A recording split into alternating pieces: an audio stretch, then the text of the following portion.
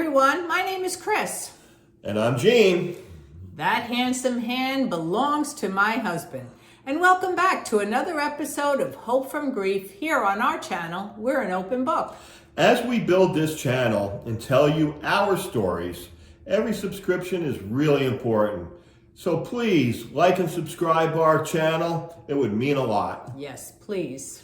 Why don't you tell us about the program today, Chris? I would love to. Hope from Grief came about because one of the major subjects of our book, Live, Laugh, Fly, is the signs that we received from our son Scott after he passed to show us that he was still with us. And as we told our story here on YouTube, we began to realize that there had to be many stories like ours out there. So what we did was reach out to you on social media and in the first couple of episodes of this segment, asking you to share your stories with our audience. And many responded, thank you so much. Now our plan is to share these stories monthly under the title, Hope from Grief.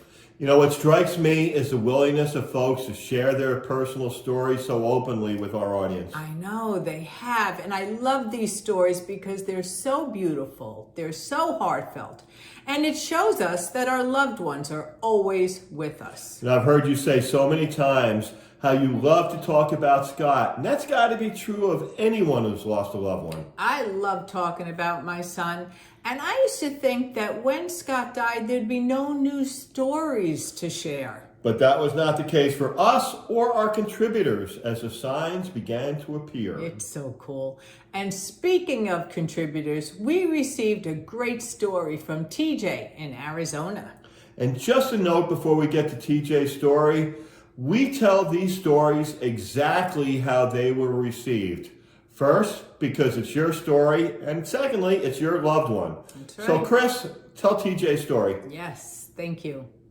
I have always referred to my 4 children as my little birds and our house as our nest. We are all extremely close, and the kids stayed almost every ER visit and hospital stay with their brother, even when he died. I had not felt my son since he died. I literally felt our souls break apart when he did. Well, my oldest daughter was arguing with me, and a perfectly healthy wild bird landed on our pool fence. As we were arguing back and forth, the bird kept looking at her and then looking at me. I jokingly said, I bet that's your brother, and he doesn't like you yelling at me. My son always was the peacemaker, telling his sister, chill, Meredy, chill.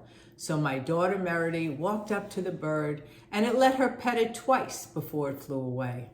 Wow. Thanks for reading that story. And you know, for me, I think the most important part is that TJ was feeling totally separated at that point from her son since he passed. She even said their souls had broken apart. Oh, I know. I felt that, but I also know that this sign came along just when it was needed, and her son knew that. They always come just at the right time. It's so incredible. What also amazed me, of course, was how the bird stayed put and let Meredy pet him. How many wild birds stand by to be touched by a human? None that I know of. They usually fly away just when you're looking at them. And this story resonated with me because we had felt Scott sent us a sign from a robin who built a nest in our houseplant only weeks after he had passed. You had other observations about the story. Yes, I did. As the bird watched, he was acting as a peacemaker between TJ and Meredy, just as her son always did. And they both recognized that. They did. And after hearing TJ's story, I wanted to learn more about birds and the role they play in the spiritual realm. So, of course, where'd you turn? Google. I turned to Google. Where else? Not the encyclopedias. Encyclopedias. Where'd you find that? What's that? Well, what did you find out in the Google? Well, there is a lot about birds and the spiritual world. First, some believe the spiritual meaning of birds is elevation, enlightenment, hope, and wisdom. Wasn't there a really good quote from an author? Yes, Whitney Hopler put it this way. Birds and angels share a bond because both symbolize the beauty of spiritual growth. You know, the last element in this story that we both felt was important was when TJ jokingly said, I bet that's your brother, and he doesn't like you yelling at me. I love that. That's something I would say too. And I love it because even though we're grieving, it is so important to maintain some sort of sense of humor. I couldn't agree more. I remember feeling guilty the first time I laughed after Scott passed. How could I laugh? My son was gone. But as time passes, we did begin to laugh again. Especially if something's really funny. It had to be funny. It's part of getting on with our lives. And our loved ones would have it no other way. They want us to feel joy again. They do. They want us to be happy.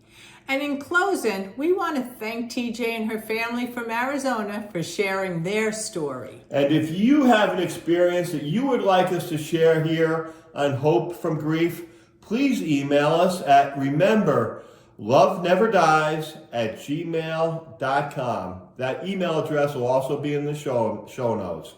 Also, if you have a comment, we would love to hear that too. And you know where to put that, just down below. That's right. Tell us about the book one more time, Chris. Well, Live, Laugh, Fly is available on Amazon, and 100% of proceeds will benefit children's cancer programs. Yes, indeed they will. And in an effort to continue spreading the word of hope, we'd love for you to subscribe to our channel just so we can reach more listeners. That's all we're really looking That's to right. do. We are just trying to spread the hope Spread the hope. and the love. So, it's time for us to say goodbye. And as we always do on every episode on Here an Open Book, remember, Love never dies. love never dies. Bye, everybody. Goodbye. Thank you. Thank you.